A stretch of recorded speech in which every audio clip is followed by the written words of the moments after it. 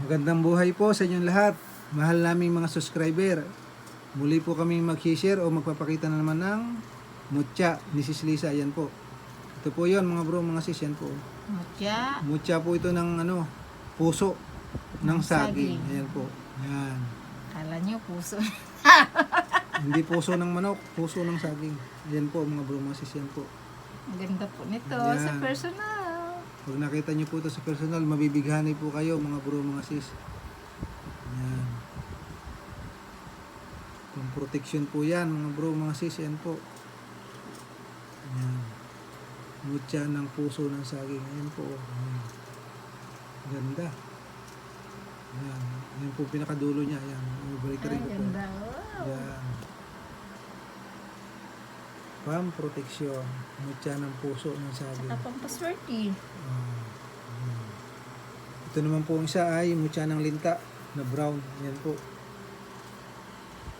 Diba? Ang ganda. Mutya ng linta. Tita, Buhay balikan na mo. buhay siya. Ayan. Oh, wow. Mutya ng linta mga bro, mga sis. Yan po. Yan, sinishare lang po namin sa inyo ang aming mga nahunting at natagpuan. Po.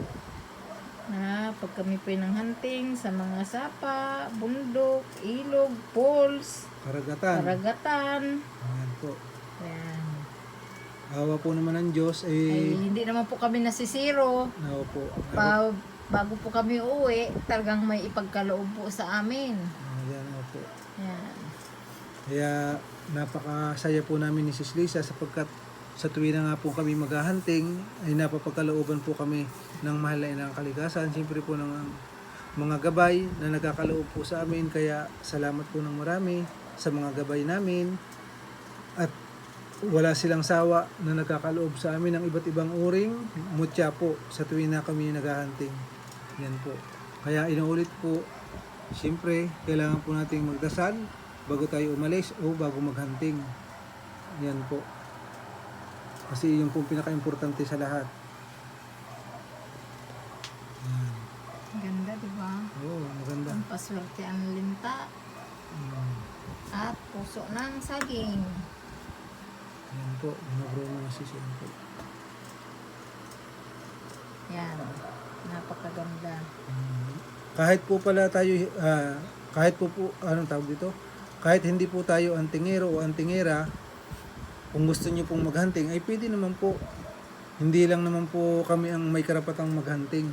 Lahat na bawat isa po sa atin ay may karapatan na makapaghunting po. Kung halimbawa gustong-gusto niyo pong magkaroon na po ng ganito, subukan niyo po na maghunting. Mas masarap po ang pakiramdam Na kayo mismo. na kayo mismo ang makakahunting o mapapagkalooban ng mahal na inang kalikasan o kung sino mang mga gabay na nangangalaga sa mga mutya po sa lugar na inyong pinuntahan.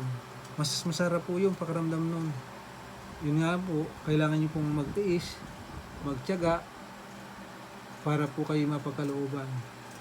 Kasi pag nagtiyaga po kayo, kasi naranasan na po namin yung Sis Lisa eh. Isinisir nga po lang po namin sa inyo. Hindi naman porke napunta kayo sa isang lugar na yon, agad-agad meron po tayong maanuhan. Depende nga po sa Halimbawa, kung may probinsya kayo o pumunta kayo sa may kawayanan para makakita kayo ng kutya ng kawayan. Opo. Tulad ni Bronaldinho. Para kaming scout ranger sa kawayanan. Oo, ganun talaga. Pagka yun nga po halimbawa, pagka po hilig ninyo, kahit saan po yan, talagang gagawin nyo. Basta nga lang po, paalala ko, sa kabutihan lang po. Huwag po tayo gagawa ng hindi maganda. Sa kapagkat ang mutya po ginamit natin sa hindi maganda, yung lalo na po galing sa amin, mawawalan po ng bisa yan. Yun po lang ang aking paalala. Yung pong mga napagkalooban po namin ng mutya, ang paalala ko po, mahalin nyo at alagaan at syempre gamitin nyo po sa kabutihan. Pag ginamit nyo po yan sa hindi maganda, mawawalan po ng bisa yan. Maniwala po kayo sa akin. Yung pong buhat sa amin lang ha, na pinagkaloob po ni Sis Lisa. Pag ginamit nyo po yan sa Tayong hindi... dalawa, grabe ka naman Oo po, nga. ako lang. Pinagkaloob po sa amin, pinagkaloob po namin sa inyo ni Sis Lisa. Kailangan gamitin po nyo yan sa mabuti lamang para po magtuloy-tuloy ang swerte ninyo. Pag ginamit po nyo sa hindi maganda, automatic po yan, mawawalan po ng bisa yan mga bro, mga sis. Ayan Yun nga. po ang aming paalaala sa inyo. yung pinuntahan namin, di ba, may video kami ngayon na pumunta kami sa pinsan ni Brunaldinho, pinsan buo niya doon sa Pundo. Ay nako, nangihingi nga nakalimutan namin dalhin. Opo. Taga Pero- Sariaya, Quezon yun. Pero pagkakalooban din po ng yung pinsan ko na yun. Ay sabi ko, sige, wala namang problema yun eh. Kung naniniwala ka talaga, edi okay lang. Eh kasi siyempre kahit po ba minsan kamag-anak natin, minsan hindi naman po sila naniniwala sa larangan ng ganito. Minsan kapatid pa natin, anak o ano, asawa hindi po naniniwala. Ay kami po naman ni Sis Lisa, sa aming larangan anak. po ng ganito at ang aming anak, Ay naniniwala. ay naniniwala naman po. Kumbaga, kung ipagpalagay natin yung iba hindi, eh, ginagalang po namin yun. Basta, irespeto lang din po namin, nirerespeto din po nila kami. Hindi naman porque sa naniniwala po kami sa larangan ganito, ay iba na. Ganun pa rin po Oo. pakitungo sa amin. Kasi Katoliko pa rin naman kami. Opo, wala naman po yun sa relihiyon. Kahit anong relihiyon natin, Kasi basta naalala ko yung isang pinsan mo, sabi niya. siyempre, yung kanya, okay lang po yun. Hindi po sila naniniwala sa ganung, Kasi ibang relihiyon. oo. Sa akin naman po, kahit anong relihiyon mo, wala namang problema. Merong ang, ayaw ko lang po magbanggit ng anong relihiyon. Ako, sa akin ko na lang po ang babanggitin ko, ako po'y Katoliko. Di pa? Naniniwala po ako sa ganito. Yung iba po ay hindi. Eh, okay nga po yun. Kaya lang po natin igalang o respeto ang kanilang paniniwala. Kaya nga po sabi lagi kong, ay paulit-ulit naman to si Brunalde, pabalik-balik. Eh wala naman po masamang ulitin. Sapagkat minsan nga hindi, hindi sila naniniwala sa mga ganitong bagay. Pero, wala namang masama po sa ganun. Pero mayroon tayong kadikit din natin na naniniwala na ibang relihiyon. Oo. Meron po kaming kaibigan, iba po yung relihiyon niya, pero naniniwala siya sa larangan po ng spiritual. Yan po. Marami po kasing mahilig talaga sa larangan ng spiritual at saka sa larangan po ng mga mutya eh. Yan po. Ganda, oh. Maganda yan. Hindi pa to nakita ni Ining eh. Pag nakita yung puso ng saging na yan. Mutya ng puso na saging. Yan po. Kasi mahilig din si Bunso. Mahilig din po kasi yung anak namin sa mga ganito, sa mga mutya. Yan po. Nahihilig din po siya sa ganito.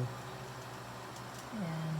Kaya pagka nadating po kami nang galing sa maghunting, tinitingnan niya po yung mga, Tinitingnan niya yung Opo. mga Sabi ko, sandali, dala namin." lilinisin ko pa po kasi minsan, siyempre galing sa mga sapa, ilog, nakabaon sa Gubat. mga ano, kailangan Lupa, din po sa natin, putik. oo, lalo mga petrified wood, kailangan din po natin muna itong silang linisin ng maigi.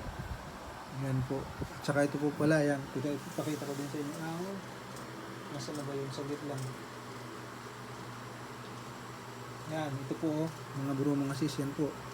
Quezon Province ba natin yung nakuha? Petrified wood po yan, mga Oh, bro, mga yan. sis, yan po. Maliit lang po siya.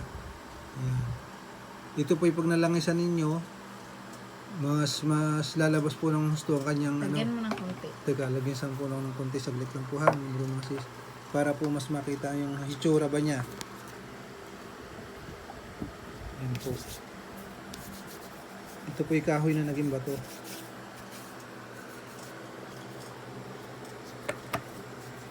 Ayan. Ayan. Oh, wow. Ayan po, nilagyan ko lang po ito ng langis na konti. Ayan po. Ang ginagawa po dito ng ibang mga antingero ay hinahati-hati tapos ilalagay po sa mga kalmin, sa mga medalyong bao na isang mata or isang mata, isang bibig. Pinagsasaklo po yun tapos nilalagyan nila ng ano, mga orasyon o iba't ibang uri ng mga mutya. Pero pwede din po itong gawing kahit hindi mo na haluan ba, ay puro na lang na ganito. Oo. Kasi sakto lang po naman laki, pwede pong initrap po ito. Ito po kayo Quintas, ilagay sa bulsa, ilagay sa bag, Yung- araw-araw na daladalahin. Ganun tayo eh. Pwede po yun. Yan. Ito po, petrified wood po ito. Kahoy na naging bato. Makuha natin yan sa ano, sa Yan po. Quezon. Yan po. Di ba? Sa Quezon Province po ito, nung dumalaw ako doon sa pinsan ko. Tiyahin niya. Sa tiyahin ko po doon, yun ay, ano, yun po ang nag-alaga sa akin nung maliit pa po ako, kapatid po ng nanay ko yun. Yan po na ipagkaloob sa akin doon, nung napunta kami sa Sariaya, Quezon. Yan po. Sa sa ilog. ilog po ng San Isidro. Barangay San Isidro yun. Kasi yung isa Sa naman po, yung isa Quezon. naman, yung sa anak niya, na pinsan buo ko ay sa ano, sa Kiling, Barangay Kiling. Barangay Kiling. Sa Riaya, Quezon pa rin po yun. Medyo malayo lang ng konti. Pero siguro mga 20 minutes ba yun o kalating oras kapag may sasakyan. Ganun. Siyempre, paikot-ikot pa eh. Yan. Naghunting po kami ni Sis Lisa sa ilog. Ah, sarap maligo, lakas ang agos. Sarap po maligo. Kulit nga lang ng mga apo mo doon. Makukulit nga lang po yung mga apo ko doon sa Anak pamangkin. ng pamangkin niya. Opo. Apo sa paano. Kaya apo na lang yun sa pamangkin. Opo, siyempre, bata eh, ganun talaga. Tapos minsan lang magkita. Ayan. Tagal. Opo. Tapos ngayon, iniimbitahan na naman kami. Hindi ko po alam kung makakapunta kami, kung depende po sa Sitwasyon ng anak sitwasyon sa anak namin, kung ano ba. Anong araw ang day off niya. Opo, pag napatapat siguro po ng day off niya, baka sakali makapag-hunting po kami doon.